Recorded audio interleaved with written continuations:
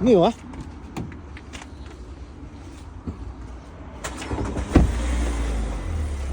Pwede na sa atin yan, guys, di ba?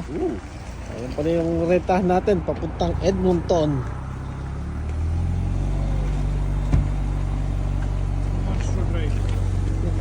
Sige. Thank you.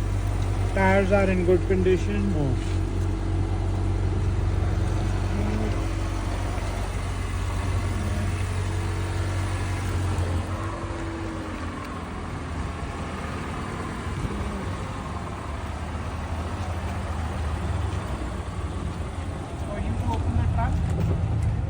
Guys, i-open mo rin. Yeah. Oh, wow. Okay. Big ah. Big. Big space ah. Yeah. Because we have a for Yeah. luggage. It'll work for you guys. Free upgrade from my side. Yeah. Okay. Thank you so much, Rob. Thank you so much, Thank guys. you. Thank you. Thank you Thank you so much. Thank you. Okay. Ito na, guys. Okay, ikaw nang bahala rito, guys. Ako magdadrive ito. Oh, ikaw. Diba? Napakalinis. Videoan muna natin, guys, para at least may ebidensya ba tayo? Di ba? Ay, oh. Di ba? Ano pala? Para at least, di, kaya, sakay ka na. Hey! Hey, let's go! Edmonton! Guys, ito yung ano. Wait, Ha? i-ano ko muna, i-adjust ko muna yung Sige na, sige na. seats. Maluwag. Okay. Paano So, ba ito mag-rent kami dito sa Enterprise yan. So, okay na tayo dyan sa Enterprise. So, ito yung gagamitin natin papuntang Edmonton. Jasper at Edmonton. Malaki quiz, no? Okay ka na dyan, quiz? Nakadrive na ako ng ganito, Jones, kay boss ba? Ilan ang ano? 2,000 pa lang ang pinatakbo? So, bagong-bago Key not pa. detected. Bakit key not detected? Okay na yan, quiz, ha? Ha? Isal ka na sa akin, sabay sundan mo ako. Sige, Ha? wait lang. Hey, pogi!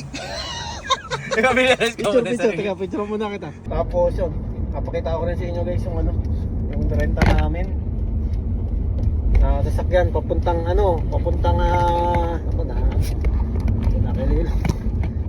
guys ng papunta ng Edmonton, no? Papunta ng Edmonton. So ayun yung natin. Ayun yung renta natin. Tapos yung sasakyan na renta natin dito sa Chilliwack, doon na natin sasauli sa Edmonton.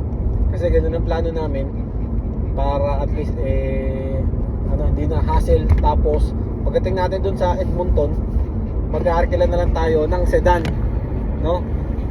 Sedan na lang aarkila natin para guys, para medyo tipid, no?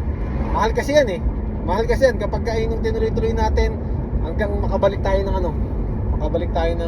Sunday. Kasi mamaya bibiyahe tayo tapos balik tayo ng Sunday. Tapos guys, medyo medyo malungkot lang kasi hindi namin may sasama si Dilo, no? Kasi medyo medyo talagang hassle.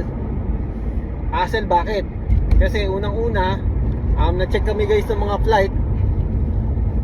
Parang alanganin na maisakay si Lilo sa loob, sa cabin.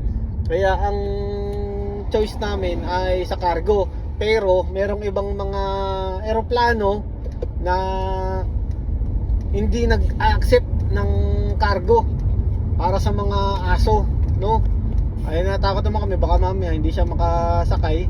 At the same time, lalo ngayong winter, may ilang mga eroplano na hindi ina-allowed yung mga aso o pets dun sa loob ng cargo, gawa nga ng masyadong malamig, lalo kapag extreme yung weather. At pangatlo, malamig sa Edmonton ngayon. Nasa tinignan ko sa maps, mga nasa negative 20 plus yata pagdating namin doon. Grabe yun. Kaya mas minubuti na lang namin guys na siya, na hindi na lang siya